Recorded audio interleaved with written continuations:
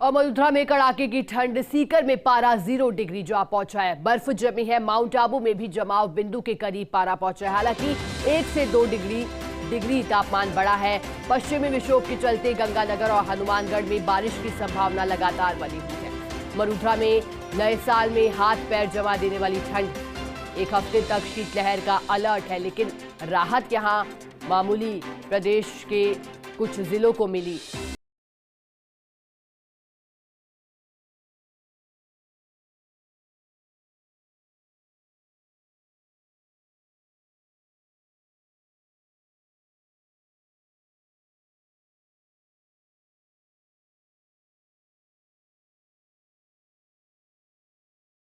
अपना असर दिखा रही है, अपने तेवर दिखा दे रही है, वो अभी लोगों को राहत नहीं देती हुई। हालांकि बारिश की संभावना भी पश्चिमी विक्षोभ के सक्रिय होने से बनी है, लेकिन किस तरह से राजस्थान में, आप समझिए किस तरह से राजस्थान में कुछ जिले ऐसे हैं जहां तापमान में बढ़ोतरी दर्ज की जा रही है, राहत मिल रही है वहां के लोगों को। तो वहीं माउंट आबू की बात की जाए, शेखावाटी की बात की जाए, तो यहां लगातार सर्दी का सितम जारी है। हालांकि लोग अब अलाव का सहारा ले रहे हैं सर्दी से बचने के लिए। गर्म कपड़े तो पहन ही रहे हैं, साथ में चाय की थड़ियों पर चुस्की लेते हुए चाय की दिखाई दे रहे हैं, लेकिन फिलहाल राहत नहीं मिलेगी। और देखिए, मौसम विभाग पहले ही कह चुका है कि देश भर की बात की जाए तो देश भर में, उत्तर भारत खास तौर पर, यहां 31 दिसंबर से लेकर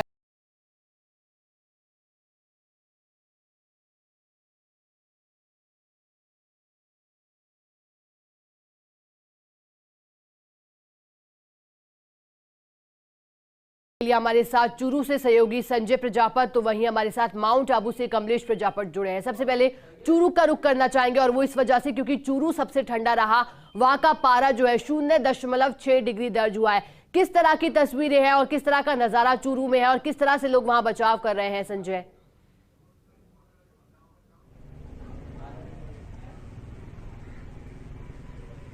जी शिखा, मैं आपको बिल्कुल बता दूं, चूरू है वो पिछले 4 दिनों से जमाव बिंदु के इर्द गिर्द है।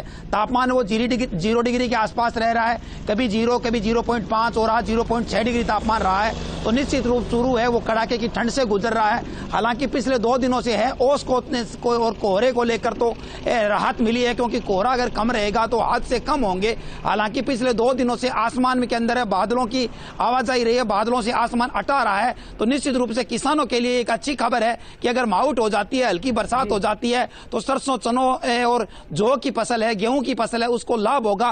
क्योंकि अब की बार सर्दी की शुरुआत लेट हुई है, किसानों ने सर्दी का काफी इंतजार किया है। हालांकि ठंड है, आमजन ठिठुर रहा है। 0 डिग्री के पास तापमान रहना, जमाव बिंदु के जो तापमान रहता है उससे सुबह बर्फ जम जाती है। हालांकि दिन छोटे होते हैं, उसकी वजह से दिन की शुरुआत भी लेट होती है, और ओस भी रहती है, उसकी वजह से वो दिन काफी छोटा हो जाता है। क्योंकि जो जनजीवन है वो 11 बजे तक शुरू हो पाता है, और 11 बजे से शुरू होकर 5 बजे तक है वो लोग घरों में दुबकना शुरू कर देते हैं। शीतलहर से जनजीवन ठिठुर रहा है, और मौसम विशेषज्ञों का कहना है कि पिछले अगले 5-7 दिनों तक है शीतलहर जारी रहेगी।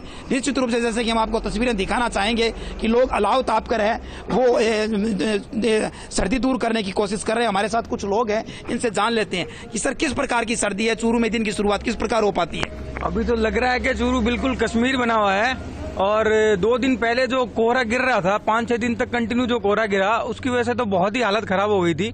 अभी 2 दिन से थोड़ी राहत है, और आज तो लग रहा है कि बादल आए हैं, तो थोड़ा माहौल अच्छा होने का है कि हो जाए, और बारिश हो जाए तो किसानों के लिए भी राहत की बात होगी। बारिश हो जाए तो सर्दी से भी निजात मिल जाएगी, क्योंकि तापमान है थोड़ा बढ़ जाएगा, और किसानों के लिए भी अच्छी बात होगी। हाँ जी, बहुत ही बढ़िया बात होगी। कम से कम किसानों के लिए तो हो सकता है सर्दी बढ़ जाए, पर बढ़िया होगा किसानों के लिए। ये चूरू की लाइफ लाइन कही जाने वाली मेगा हाईवे पर है। यहाँ पे लोग अलाव ताप कर सहारा ले रहे हैं। इनसे जानने की कोशिश करते हैं किस प्रकार की सर्दी है और किस प्रकार दिन की शुरुआत हो पाती है। दिन की शुरुआत तो 11 बजे से शुरू होती है, और 5 बजे तक ही रहती है दिन की शुरुआत है। और उसके बाद में ठंड का सितम रहता है, जबरदस्त ठंड पड़ती है। आज 2 रोज से तो धूप निकल रही है अच्छी, और आज बादलवाई भी है, और ठंड काफी बड़ी हुई है। आप नाइट टाइम में होटल चलाते हैं तो रात को किस प्रकार सर्दी रहती है और आवाजाही किस प्रकार रहती है? रात को आवागमन बिल्कुल बंद रहता है और कर्फ्यू जैसा माहौल रहता है रात के समय में, और कोई दिखता ही नहीं है रोड पे, और रोड सुनसान है एकदम, कर्फ्यू के जैसा माहौल रहता है बिल्कुल। जी सिक्का, मैं आपको बता दूं रात को है वो कर्फ्यू जैसा माहौल रहता है, और कर्फ्यू जैसा माहौल रहने की वजह से निश्चित रूप से है वो कि मानो कि सर्दी ने है वो कर्फ्यू लगा दिया हो, लॉकडाउन लगा दिया हो, ऐसा लगता है। और सर्दी को लेकर चूरू है वो ठिठुर रहा है। दिनेश भी जयपुर से जुड़े हैं, लेकिन सबसे पहले रुख करना चाहेंगे कमलेश का। कमलेश, देखिए शीतलहर का अलर्ट 1 हफ्ते तक रहने वाला है, क्या लगता है इस बार माउंट आबू में किस तरह से सर्दी अपने रिकॉर्ड तोड़ सकती है आने वाले दिनों में? कमलेश।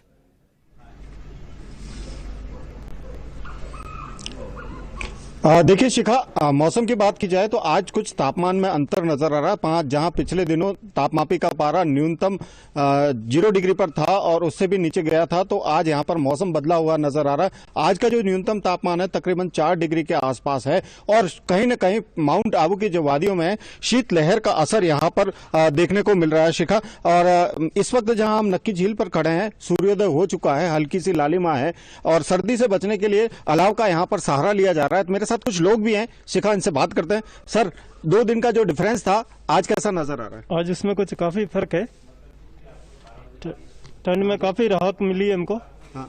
बाकी माउंट आबू का पहले पिछले दिनों काफी ठंडा मौसम था और अभी काफी राहत मिली है। कैसा आने वाले दिन में कैसा रहेगा? क्या अनुमान है कि मौसम विभाग ने कहा है कि 31 के बाद और टेम्परेचर गिरेगा? टेम्परेचर जरूर गिरेगा, क्योंकि मौसम को उसी हिसाब से देखा जा रहा है, उस हिसाब से ठंड काफी होने वाली है यहाँ पे। देखिए शिखा, यहाँ पर जो है मौसम बदल रहा है। एक टूरिस्ट भी है यहाँ पर जो नक्की झील पर घूमने आए हैं, देखिए गर्म कपड़ों में लिपटे हुए नजर आ रहे हैं, मॉर्निंग वॉक पर निकले हैं। तो कह सकते हैं शिखा कि माउंट आबू में जो है सर्दी का प्रकोप जारी है। और आने वाले दिनों की बात करें तो आने वाले दिनों में जहां मौसम विभाग ने चेतावनी जारी करते हुए 31 दिसंबर के बाद कुछ दिनों तक मौसम परिवर्तन होने की जो संभावना जताई जा रही है, उसका असर कहीं न कहीं देखने को मिल रहा है। और उत्तर भारत की तरफ से जो ठंडी हवाएं प्रदेश में आ रही है, उसकी वजह से कहीं न कहीं तापमान गिरता हुआ नजर आ रहा है। जी शिखा। बिल्कुल कमलेश, लगातार सर्दी का सितम जारी है। हमारे साथ सहयोगी जयपुर से दिनेश तिवारी भी बने हुए हैं, उनका रुख कर लेते हैं। दिनेश, देखिए राजधानी जयपुर वासियों को कुछ राहत मिली है, रात के तापमान में वृद्धि हुई है, अब तापमान 8 डिग्री पहुंचा है जो पहले 6 डिग्री तक पहुंच गया था।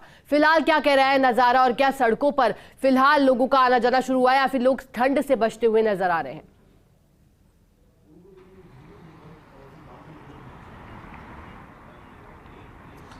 शिखा, देखिए तापमान में परिवर्तन हुआ है। तापमान राजधानी जयपुर सहित कई जिलों के तापमान में बढ़ोतरी हुई है, लेकिन तापमान बढ़ोतरी के साथ सर्दी के सितम में कोई परिवर्तन नहीं हुआ, क्योंकि जो शीतलहर का असर बना हुआ है, उस शीतलहर के असर के चलते लगातार गलन वैसे की वैसे बनी हुई है, जैसे कि पिछले अपन 2 दिन या 3 दिन से बातें कर रहे थे। तो ऐसे में राजधानी जयपुर के जनजीवन की अगर बात की जाए तो कहीं कोई सुधार वाली कोई बात नहीं कह सकते, क्योंकि तापमान में तो बढ़ोतरी हुई है लेकिन शीतलहर का असर नजर आ रहा है। वेस्टर्न डिस्टर्बेंस के असर के चलते तापमान बढ़ गया, लेकिन शीतलहर के असर की वजह से गलन लगातार बनी हुई है। तो ऐसे में प्रदेशवासियों को ठंड से कहीं राहत मिलती नजर नहीं आ रही। और हालांकि अगर आगामी दिनों की बात की जाए तो 30 या 31 तारीख को प्रदेश के जो उत्तरी जो जिले हैं, श्रीगंगानगर, हनुमानगढ़, इन जिलों में बारिश की संभावना भी बताई जा रही है। मौसम विभाग का कहना है कि इन जिलों में हल्की बूंदाबांदी या हल्की बारिश होने की संभावना है।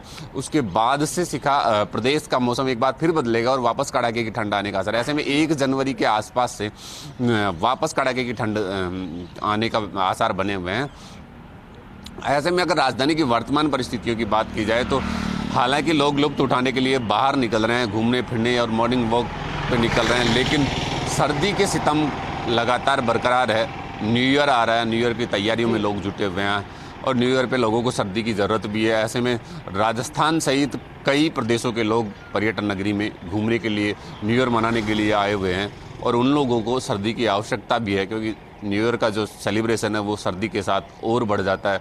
तो ऐसे में सर्दी की ज़रूरत भी है और न्यू ईयर के सेलिब्रेशन के लिए लगातार सर्दी बनी हुई भी है। मौसम ने बिल्कुल परिवर्तन की स्थिति बनी हुई है। हालांकि वेस्टर्न डिस्टर्बेंस का ये असर है, इसी वजह से तापमान में बदलाव हुआ है, लेकिन ये बदलाव सिर्फ तापमान तक ही सीमित नज़र आ रहा है। सर्दी में कहीं कोई परिवर्तन नज़र नहीं आ रहा। खासकर पूर्वी राजस्थान का जो हिस्सा है, इसके करौली जो जिला है, करौली का तापमान आज माउंट आबू और फतेहपुर के आसपास दर्ज किया गया है। 1 डिग्री पे करौली का तापमान पहुंचा है। तो ऐसे में कई जिलों का तापमान आज भी शिखा जमाव बिंदु पर बना हुआ है।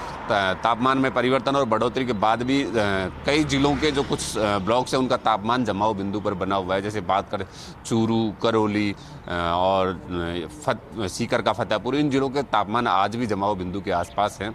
तो कह सकते हैं शिखा कि कुछ तापमान में परिवर्तन तो हुआ है, लेकिन शीतलहर के असर के कारण सर्दी जैसे बरकरार बनी हुई है, गलन बनी हुई है। दिनेश, अब देखना ये होगा कि तापमान में परिवर्तन तो हुआ है, लेकिन आने वाले दिन में किस तरह से आने वाले दिनों में शीतलहर अपना असर दिखाएगी, क्योंकि हम बात जहां 1978 और 2019 की सर्दी जैसी सर्दी 2022 में पड़ने की संभावना भी लगातार बनी हुई है। अब देखना ये होगा कि आने वाले दिन किस तरह से सर्दी प्रदेश में बढ़ती है। बहुत बहुत शुक्रिया।